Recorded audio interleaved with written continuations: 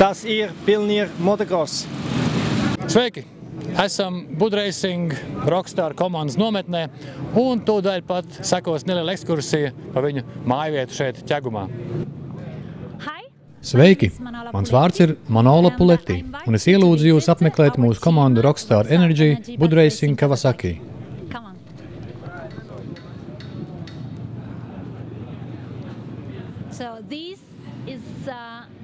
Šī ir mūsu mašīna.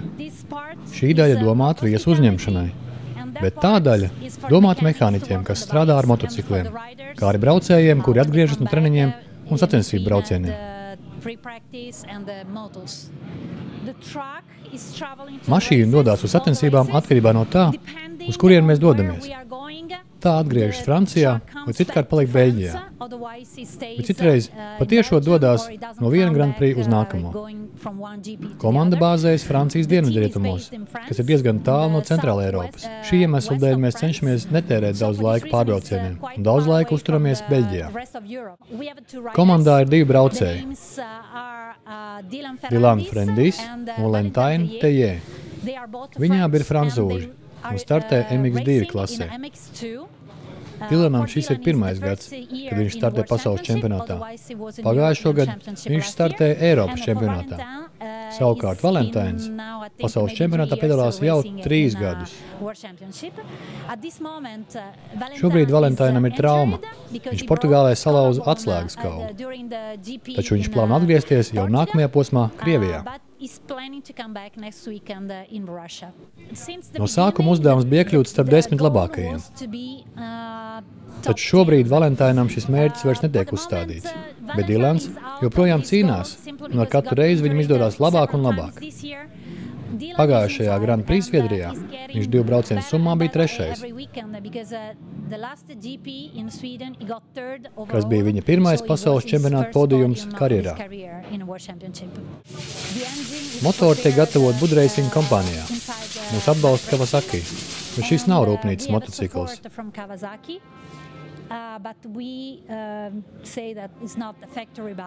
Bet tā kā puiši izpilda veiksmīgus startus, mēs varam teikt, ka tie ir ļoti, ļoti labi motocikli. Pagājušajās sacensībās Dylans uzvarēja abus startus, apsteidzot rūpnīcas motociklus. Mēs esam ļoti apmierināti ar motocikliem. Sveiks, kā jūties? Jūtos labi. Šī man ir pirmā reize sacensībā šajā trasē. Tāpēc būtu vajadzīgi daži apļi, lai iepazītu trasi un labi sajustos. Novēlām veiksmi. Paldies! Vai jūs braucējs ir gatavs sacensībām?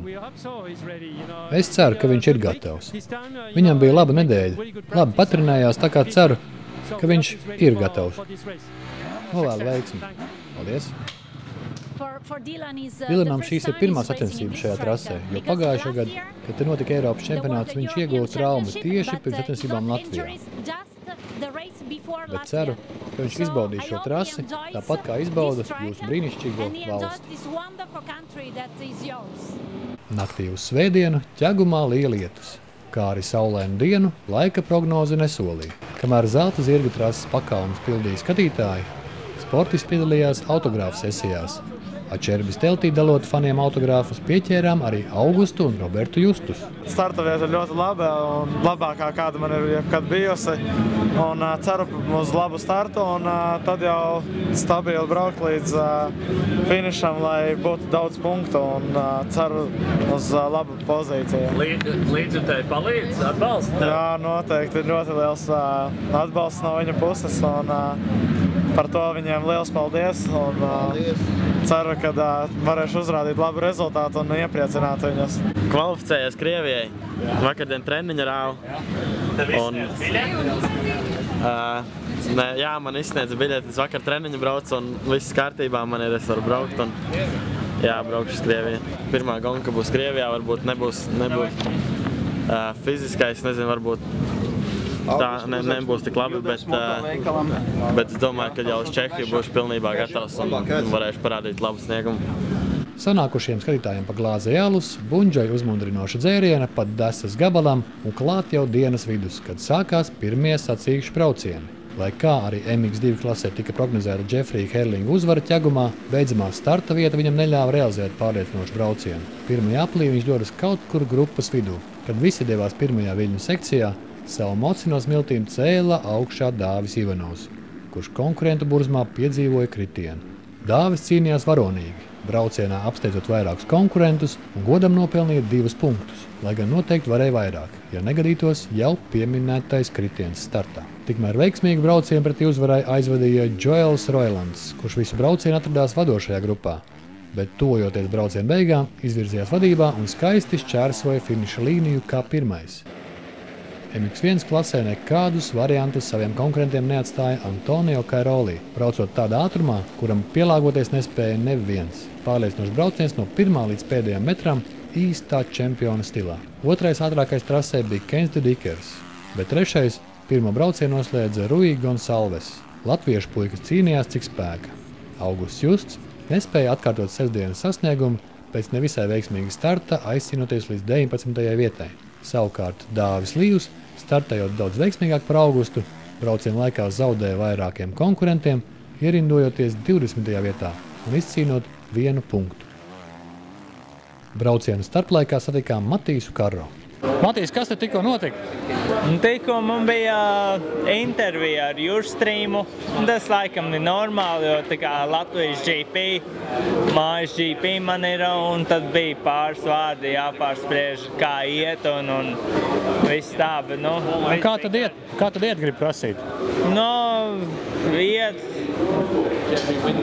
Sēja nav tik priecīga, kā gribētos tev redzēt. Iet labi, bet neiet labi.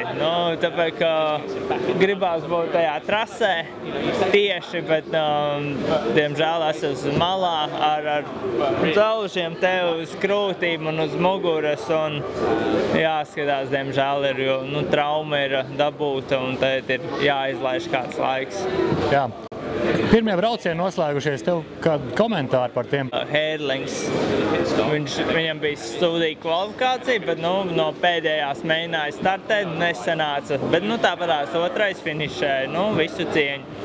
MX1 bija gan interesanti. Tur labi, kā Rolī vinnēja stabili, bet Zalle tas apgāzās, nokrita un tad pacīnījās un finišēja tikai 7. Tā kā trasa izskatās diezgan grūta, smilšaina un piekusi daudzi braucēji. Liekas, ka es varētu nobraukt ātri līdz galam. Tagad ir riktīgi nogāzes lietas un arī šobrīd līst. Prasīšu prognozi par otro braucienu. Trase būs slapja, vēl grūtāka nekā pirmajos braucienos. Un diezgan stipri līs lietus, tā kā varētu būt interesanti. Es noteikti skatīšos. Kuram tādos laikapstākļos ir priekšrocības? Vai tiem, kas ir pieņemsim kaut kādi, nezinu, šā gadījumā MX1 klasē, vai Tanelam Leaukam būtu kaut kāda priekšrocība attiecībā pret pārējiem, kurš varbūt pierādz vairāk tādās dubļainās vai slapjās trasēs? Leaukam ir priekšrocība tas, ka mēs esam Latvijā un Igaunija tepadās blakus. Te ir veiksies smilšu braucējiem, jo trase diezgan smaga būs. Lietus līs, brilles uzreiz būs pilnas ar ūdeni un visādi te būs. Gaidot otro braucienu, uzrunājām 3 jauniešus, kuri paši biežāk redzami trasē uz močiem. Gaidām otro braucienu MX2 klasē. Izstāstiet, pirmos redzējāt? Jā, pirmos redzējām. Izstāst, kā MX2 patika. Tur laikam tāds sīvāk tā cīņa bija. Tīri interesanti tur gāja, jā. Bija interesanti skatīties ļoti. Favorīts kurš ir? MX2. Osborns. Herlings. Jā. Un MX1? Cairoli labi gāza. Bobrišovs. Kāda prognoze uz otro braucienu tagad uz MX2? Serli vinnēs. Jā, Serlis vinnēs, viņš baigi labi visās pa dubļiem. Un MX1, vai pirmo trīnieku sauciet? Antons de Sāls Bobrišovs. Antons. Viņi runā par Antonio Cairoli. Ļoti interesanti bija vērot, kā trasē, kurā rezultātus var izšķirt tikai viena kļūda, ar ūdens sabojāto trasi tika galā braucēji. Gaužām neveiksmīgs Tomijam Serlem izvērtās arī otrais brauciens. Sākumā smags kritiens, nobortējusies riepa, iebraukšana boksos, kur mocim tiek mainīts pakaļs rats, bet pašam aizsaka brilles, Tad vēl pāris apļi un tomēr lēmums pārtraukt braucienu. Pārvilka svītru intrigai par cīņu kopvērtējumā ar Džefriju Herlingu. Taču arī Herlingam negāja daudz labāk. Brauciens netika pabeigts, taču tabulā 18. vieta un 3 punkti ieskaitēja nopelnīti. Tikmēr ar visu iebraukšanu pie mehāniķiem, lai nomainītu aizsargbrilles, pie uzvaras posma kopvērtējumā tika Joels Roilands, kurš otrajā braucienā piekāpās vien Džerijam Van Horebekam. Dāvim Ivanovam otrajā braucienā arī gāja smagi, toties 16. vieta un 5 punkti klāt kopvērtējumā. Pēc brauciena prasījām Dāvim, kāds bija šis brauciens. Kritieniem bagāts. Jā, bet punktiņi. Jā. Rezultāti no vietas samērā normāls, bet gan pirmajā braucienā divreiz nokrita, otrajā braucienā nokrita pamatīgāk. Tāpat abos braucienos punkti. Ir ok. Jā. MX1 klases braucienā trase jau bija nedaudz pažavusi, taču ļoti izsista. Un ārpus populārākajām braukšanas līnijām joprojām slapja un slidena. Par braucienu līderi jau no pirmā apļa kļuva Antonio Cairoli. Bet 4. aplī, kad jau visiem šķita, ka brašais itālis no Latvijas aizvedīs 2 pārliecinošas uzvaras, mums izdevās nofilmēt kadrus, kas internetā jau noskatīti vairāk kā 60 000 reižu. Šis kritiens izsita Cairoli no uzņemtā brauciena ritma un sagādāja sportistam mikrotraumu, kas liedza braucienu turpināt tādā ātrumā, kāds vajadzīgs uzvarai. Kopš tā brīža līdera godu uzņēmās Kevins Strībos, kurš braucienu arī pabeidza 1. vietā. Cairoli līdz beigām aizķepurājās līdz 2. vietai, braucienu noslēgumā apzinot Kenu Dedikeru. Latviešu puikām rezultāts tāds pats kā 1. braucienā – Augusts Justs 19., bet Dāvis Lijus 20. Nu pat ir noslēdzies MX1 otrais brauciens, fonā ir apbalvošana vai jau preses konferences, kā lai saka, uzreiz uz karstām ogliem prasīšu, kā patika. Tieši preses konferences vai brauciens? Brauciens, protams. Brauciens bija visai interesants. Likās jau, kad atkārtosies pirmā brauciena scenārijs. Antonio Cairoli, pārliecinoši bija vadībā, bet tad pieļauta tehniska kļūda, kritiens un, tas brauciens sagriezās kājām gaisā. Un man personīgi nedaudz pārsteidzoši šodien, tādu stabilu sniegumu parādīja Kevins Strībos, kurš kopvērtējumā redzam ir uz 3. godu piedestāla pakāpiena, nobrauca visu braucienu ļoti stabili, pārliecinoši un, principā nekādas cerības neatstāja aiz viņa, esošajiem pilotiem. Result is good, first race was really bad, got some one pump, and second race was good, I could take the win, and I'm so happy with that. I was lucky that the rain was coming down, because I like more in the mud, and first race the track was too fast. Žēl, ka Klemens de Sales neizturēja līdz galam un krita, tādējādi atdodot savu 2. vietu. Antonio Cairoli, tā būtu kopvērtējums interesantāks. Jā, de Sales arī starts, uzskatu, samērā veiksmīgs bija, taču, braucienu vidū piedzīvots kritiens un atkal jāsāk kapāties uz augšu un kā sanāca beigās, tā sanāca. Jā, mums rokās ir protokoli, pilnas rokas ar papīriem. Ir skaidrs, ka Antonio Cairoli ir atgūsis savu līderu pozīciju sarkano plāksnīti pasaules čempionāta kopvērtējumā MX1 klasē un MX2 klasē. Herlings joprojām vadībā, diemžēl. Diemžēl Tomijs Serlis šodien nevar saukt par veiksmīgu. Runājot par Tomiju Serli, absolūts fiasko ķeguma posmā redzējām pirmais brauciens, katastrofāli neveiksmīgs. 2. aplī nākās izstāties mocis skūp, jāstumj malā. Tieši tas pats arī 2. braucienā tehnisks defekts motociklam, ķibelē, riepu. Viņš smagu kritienu piedzīvoja. Arī tas, bet abos braucienos, ja nemaldos, ir nolītis, un līdz ar to arī kopvērtējums visai tāds nepatīkams viņam. Un ko par savu svētdienas rezultātu saka Augusts Justs un Dāvis Lijus? Labākais no latviešiem, Latvijas lielās balvas izcīņā, Augusts Justs. Abos braucienos 19. vieta. Kā pats vērtē šīs dienas rezultātu?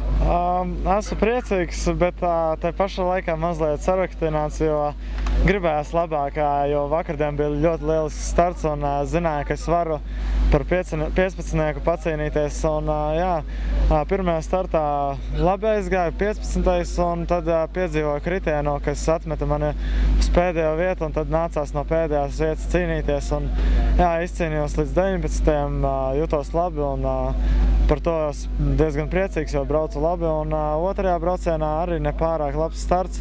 Atkal viens no pēdējiem starta bija un cīnījos un atkal izcīnījos līdz 19. vieta. Un, Kādas pārmaiņas trasē ieviesu smagais lietas starp braucieniem?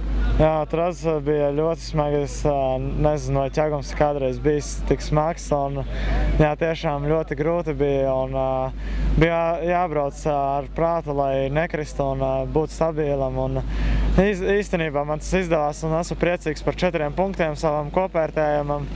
Un, domāju, ka Krievijā varēšu tikpat labi startēt un iespējams ieņemšu augstākas vietas. Dāvis Līvs, 2x20. vieta Latvijas Grand Prix. Kā tu pats vērtē savu rezultātu šodien? Ja braucieni punktos, tad es vērtēju to labi. Tēdis tev nosauc par turistu, vai tev uz to ir ko teikt? Es viņu neklausos nemaz. Kā tev gāja pa braucieniem? Rēķina pirmais laikam bija sausais, otrais slapjais, vai tur jūti ir atšķirība? Protams, ka jūti, un kā tev gāja būs? Pirmajā braucienā bija labi, tad bija vēl spēka daudzums, pēdējiem apļiem varēja kāpināt tempu. Pat otrajā braucienā, kā aizgāja no starta, tad līdz pusē bija labi, pēc tam vajag pieguru, un tad vienkārši tikai brauc uz galam, un zināju, ka punktos jāiebrauc, un tas bija tas galvenais uzdevums. Tev reik blakus lielākais laikam līdzjutējs, vai ne? Kā tev māsa ir kaut ko teikt par brāļu šīs dienas braukšanu? Tev patika? Jā. Kurš tev brauciens labāk patika? Pirmais vai otrais? Otrais. Sacensību noslēgumā klīstam pa dalībnieku stāvlaukumu satikām Paulu Jaunās. Prasīšu tev, Paulīt, kā patīk šīs dienas sacensības? Šīs dienas sacensības man patīk ļoti, jo bija viens sausais brauciens un otrs dubļbrauciens. Varēja redzēt, kā katram braucējam iet par dažādiem laika apstākļiem, kā viņi pārvalda moci un bija ļoti interesanti. Tur šodien tādā tīri labā sastāvā sēdēja pie galda un rakstīja autogrāfus. Kā tev sajūtiņas bija? Tā dīvaini, es zināju, kas jādara, kā jāraksta. Tā diezgan interesanti, bet patīkami. Kurš no braucējiem tev šodien vislabāk patīk tieši viņa sniegums? Šodien man vislabāk patīk Joels Rolands. Otrajā braucienā viņš iebrauc, nomainīja boksos brilles un spēja uzrādīt absolūti ātrākos apļu laiks. Viņš viss brauc tā kā pa dubļiem, bet viņš brauc tā kā pa sausu, un tur bija ko redzēt. Vecmeistar. Sveiki. Divi vārdi skatītājiem. Viesturs Gaušs par sacensībām. Ko tu šodien labu redzēji un kā tev patīk tas, ko tu redzēji? Man ļoti patīk, jo es sen nebiju bijis pasaules čempionātu. To, ko es redzēju šodien, kā veči cīnās pa dubļiem, super, perfekti. Kur tev klase ir tuvāk sirdī, vai kur tev patīk labāk, MX1 vai MX2? Viennozīmīgi MX1. Mūsu rindās ir arī zaudējumi. Toms Matsuks ir mīnusā. Tad, laikam, cik es saprotu, Tomam būs stāvēt priekšā nopietna ārstēšanās. Mēs arī par šo lietu parunājām ar Matīs Karo. Novēlēsim Tomam ātru veseļošanos un gribam cerēt, ka drīz vien viņu atkal redzēsim trasē. Nākamais motokross, uz kuru aicinām, notiks 28. jūlijā Ventspilī. Ventbunkers balva supermotokrosā. Ar ātrāko Baltijas sportistu piedalīšanos, kā arī Viljama van den Putte un Mārtiņa Aleksandroviča freestēla paraugdemonstrējumiem. Tagad pilnīgs motokross iet olimpiskajās brīvdienās atkal 3 nedēļas bez mūsu raidījuma, bet pēc tam atkal LTV7 ēterā būs pilnīgs motokross.